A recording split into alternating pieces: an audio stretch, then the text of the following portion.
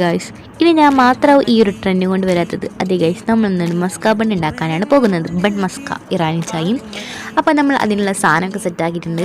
ഇന്ന് ഗൈസ് ദാനിച്ച് അവൻ്റെ ഫ്രണ്ട്സിൻ്റെ ഒപ്പം പോയിട്ട് ബൺ മസ്ക ഇറാനി ചായയും കുടിച്ചു. സോറി, ഇറാനി ചായ അല്ല, അവിൽ മിൽക്കാണ് ട്രൈ ചെയ്ത് നോക്കി.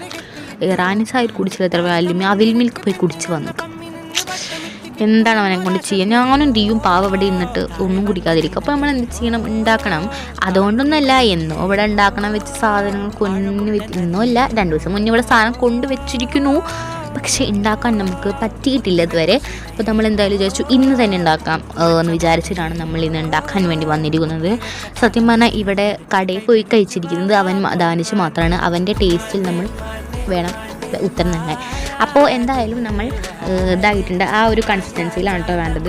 മറ്റേ സാധനം ബട്ടറും മിൽക്ക് മെയ്ഡും ആഡ് നമ്മൾ ബണ്ണെടുത്ത് നടുകേറി വെച്ചു, എല്ലാ ബണ്ണും. അങ്ങനെ ബണ്ണൊക്കെ ഇട്ട് നടുകേറി വെച്ച സമയത്താണ് നമുക്കൊരു ബ്രേക്ക് വന്നത്. ആ ബ്രേക്കിൽ നമ്മൾ എന്ത് കഴിച്ചു? നമ്മൾ ഐസ്ക്രീം കഴിച്ചു കേട്ടോ. അങ്ങനെ ഐസ്ക്രീമൊക്കെ കഴിച്ചിരിക്കുന്ന ടൈമിൽ വിളിച്ച് നമ്മൾ ഇറാനി ചായ ഉണ്ടാക്കാൻ വേണ്ടി പോവുകയാണെന്ന്. ഒന്നുമില്ല, നമ്മൾ ചായ വെള്ളം ഒഴിക്കുക, വെള്ളത്തിൽ ചായപ്പൊടിയും ഏലക്കായ ഇട്ടിട്ട് തിളപ്പിക്കാൻ വെക്കുക. 20 മിനിറ്റ് എന്തോ തിളപ്പിക്കാൻ വെക്കണം.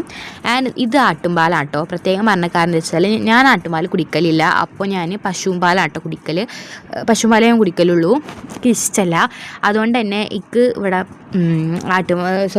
പശുമ്പാൽ കൊണ്ടുള്ള ചായയാണ് ഉണ്ടാക്കുന്നത്. അവർ ആട്ടുംപാൽ കൊണ്ടുള്ള ചായയാണ് കുടിക്കുന്നത്.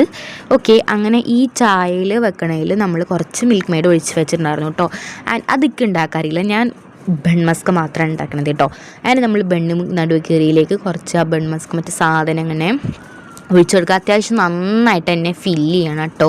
ഇതൊക്കെ ഫസ്റ്റ് കറി ഉണ്ടായിരുന്നില്ല, നല്ല തേക്കണം. അതുകൊണ്ട് തന്നെ കുറച്ച് തേച്ചിട്ടുള്ളൂ.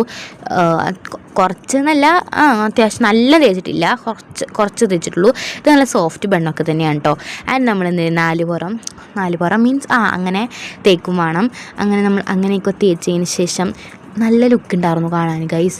സത്യം പറഞ്ഞാൽ ശരിക്കും വീഡിയോയിലൊക്കെ അങ്ങനെ വീഡിയോസൊക്കെ ചെയ്യുന്ന ആൾക്കാരെ പോലെ ഉണ്ടായിരുന്നു. എന്ത് ചെയ്യാമെന്ന് വെച്ചു. അങ്ങനെ നമുക്ക് ഇറാനി ചായയുടെ ലുക്ക് നോക്കാം. ഇറാനി ചായ നമ്മൾ ഒഴിക്കുന്നുണ്ട് കണ്ടോ ഗൈസ്, കണ്ടോ? നമ്മളങ്ങനെ ഇറാനി ചായ അടിപൊളിയായി ഇട്ടിട്ടുണ്ട്.